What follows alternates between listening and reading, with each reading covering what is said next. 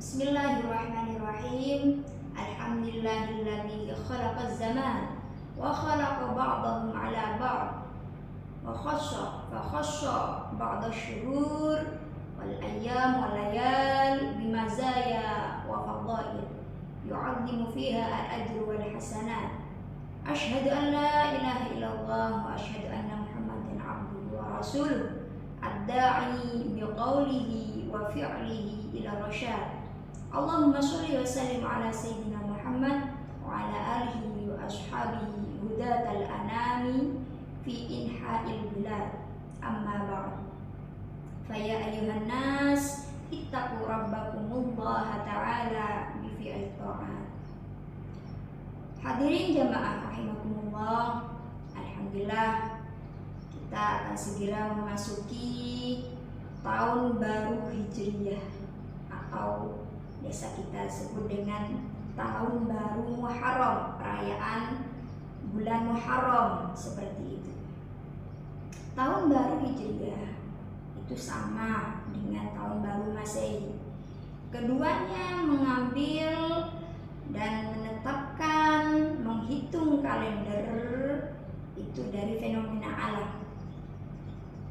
Tahun baru Masehi atau biasa kita sebut dengan tahun baru Januari, Februari, itu penetapan, penghitungan kalendernya melalui fenomena alam, yaitu bumi mengelilingi matahari, sehingga tahun baru Masehi itu juga biasa disebut dengan tahun baru Syamsiyah, atau dalam istilah astronomi itu disebut dengan solar, seperti itu, Syamsiyah, tahun baru Syamsiyah. Sebaliknya dengan tahun baru Hijriyah, tahun Hijriyah itu dihitung dan ditetapkan melalui fenomena alam berupa bulan mengelilingi bumi, sehingga biasa kita sebut dengan tahun baru Qamariyah, dan dalam ilmu astronomi disebut dengan lunar, tahun baru bulan Qamariyah itu Hijriyah, sedangkan Masehi itu Syamsiyah, tahun baru melalui penghitungan matahari, seperti itu, Syamsiyah. Dari satu tahun kita mengetahui ada 12 bulan, dan satu bulan, setiap bulannya itu tidaklah sama. Ada beberapa bulan yang istimewa di dalam Islam, dan hal itu sebagaimana yang tercantum dalam Al-Quran surah At-Taubah ayat 36 yang berbunyi a'udzubillahi minasyaitonir rajim. Inna iddatash syuhuri indallahi 12 syahran fi kitabillah yauma khalaqas samawati wal arda minha arba'atun hurum dzalika ad-dinul qayyim. Al-ayah. Artinya, ketika Allah ini menciptakan langit dan bumi, Allah sudah menetapkan juga bahwasannya dalam satu tahun itu ada 12 bulan. 12 syahran fi kitabillah, seperti itu. Dan dari 12 bulan ini minha arba'atun hurum, ada 4 bulan yang sangat istimewa selain bulan Ramadan tentunya. Kira-kira 4 bulan apa saja? Yaitu bulan Dzulqa'dah, Dzulhijjah, Muharram, dan juga Rajab. Sehingga di bulan-bulan ini kita sangat dianjurkan untuk melakukan kebaikan, berbagai macam kebaikan, mulai dari taqarrub ilallah, memperbanyak dzikir, puasa, melakukan kegiatan sosial, dan lain sebagainya. Sehingga timbul pertanyaan, apakah harus menunggu dari Muharram ke Muharram lagi, menunggu selama 11 bulan, atau dari Rajab ke Rajab kembali untuk bisa memperoleh bulan yang istimewa, melakukan kebaikan di dalamnya. Maka Imam Ghazali di dalam kitab Ihya Ulumuddin, selain menjelaskan bahwasannya ada yang namanya Ashhurul Fadilah, bulan-bulan yang utama, bulan-bulan yang istimewa, beliau juga mengenalkan adanya Ayyamul Fadilah, hari-hari yang istimewa juga, sehingga kita tidak harus menunggu lama sekali untuk memperoleh keistimewaan waktu tersebut. Dalam Ayyamul Fadilah itu kita bisa temukan hari-hari istimewa, itu bisa kita temukan seperti contoh dalam setiap harinya ada waktu mustajabah antara sholat maghrib dan isya. Kemudian juga di sepertiga malam setiap harinya itu juga adalah waktu yang mustajabah, waktu yang fadilah seperti itu. Dan setiap pekannya, setiap minggunya kita juga mempunyai waktu yang istimewa juga, waktu yang mustajabah seperti di hari Jumat seperti itu. Sehingga tidak perlu, menurut Imam Ghazali, tidak perlu menunggu untuk bulan-bulan yang utama ini kita melakukan banyak kebaikan, karena setiap harinya, setiap minggunya, dan tentunya setiap tahunnya itu ada waktu-waktu yang istimewa untuk kita. Allah sudah memberikan keistimewaan waktu-waktu yang berharga kepada kita.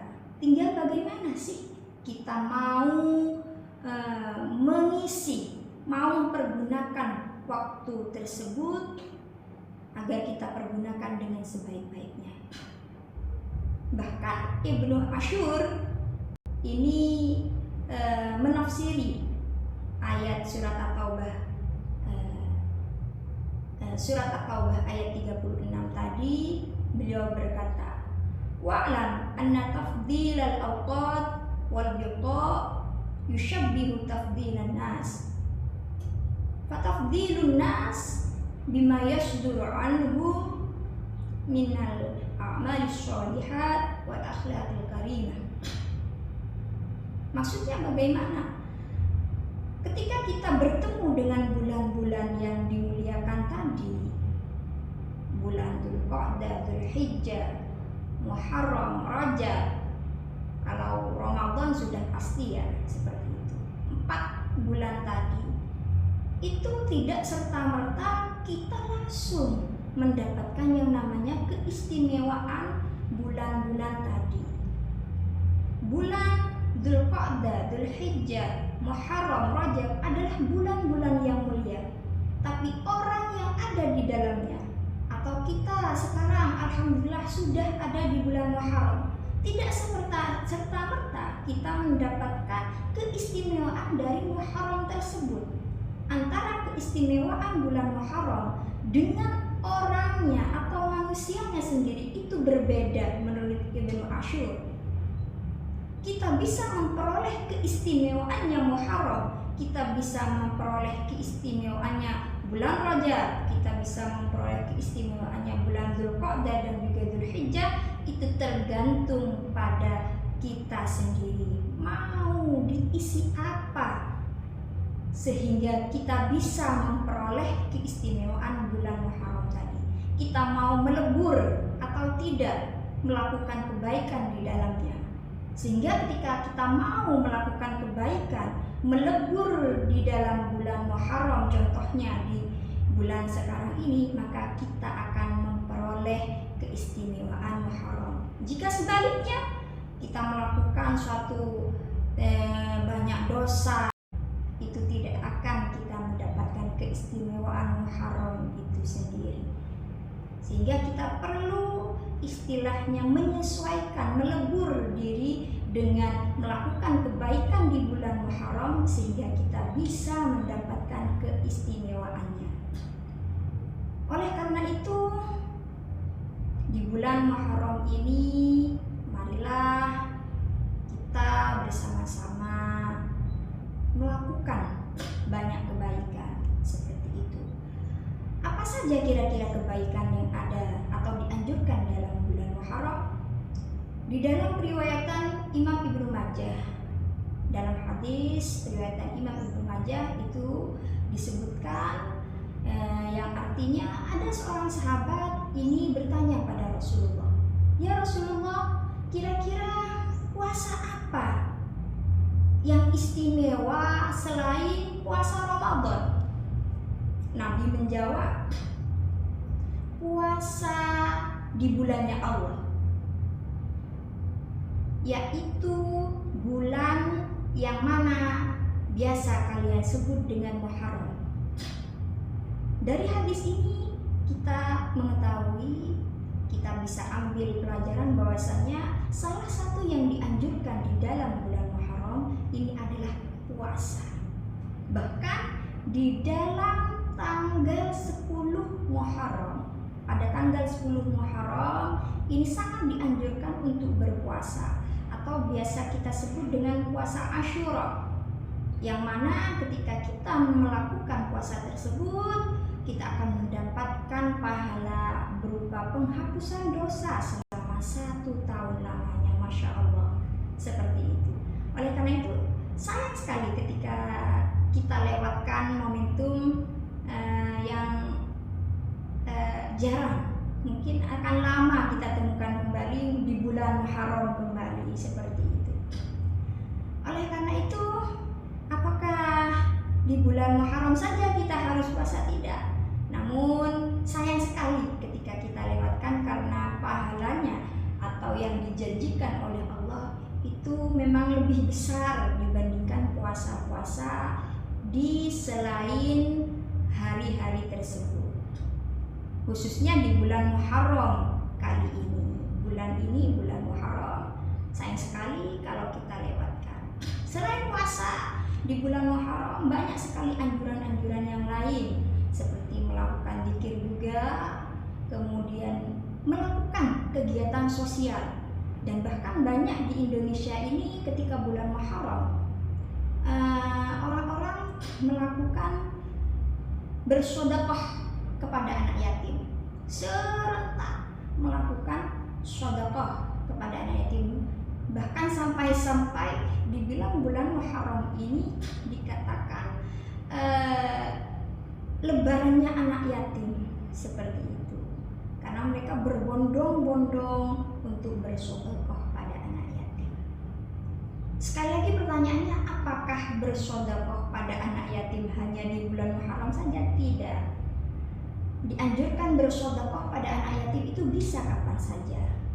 Namun dengan keistimewaan bulan Muharram yang ada dan bersedekah di bulan tersebut, maka pahalanya akan berlipat ganda. Hadirin jamaah rahimakumullah, dengan istimewanya bulan Muharram ini, sekarang kita mempertanyakan pada diri kita, mau diisi apa bulan Muharram ini untuk kita? Karena ketika bulan Muharram ini merupakan tahun baru, berarti itu menjadi awal, menjadi sebuah start untuk kita menghabiskan waktu 11 bulan yang akan datang, menjadi sebuah proyek untuk kita. Rencana kita ke depan 11 bulan itu ingin menjadi seperti apa. Oleh karena itu marilah kita bersama-sama mengisi bulan Muharram ini, niatkan hati, jernihkan hati, kita niatkan untuk 11 bulan ke depan kita niatkan menjadi pribadi yang lebih baik, berusaha memperbaiki diri, berusaha memperbaiki akhlak, berusaha memperbaiki segalanya yang menurut kita masih kurang dari tahun-tahun sebelumnya, memperbaiki ibadah kita, memperbaiki apapun yang menurut kita masih kurang. Oleh karena itu, semoga di tahun baru ini kita semakin menjadi pribadi yang lebih baik dalam segala hal. Amin, amin, ya rabbal alamin. Mungkin hanya ini yang bisa saya sampaikan, kurang lebihnya saya minta maaf. Barakallahu li wa lakum fil Qur'anil azim wa nafa'ani wa iyyakum bima fihi min ayatihi wa dzikril hakim. Wa taqabbalallahu minna wa minkum bitilawatihi innahu huwas samiul alim. Wa aqulu qawli hadza fastaghfirullah innallaha ghafurur rahim. Demikian dari saya. Wassalamualaikum warahmatullahi wabarakatuh.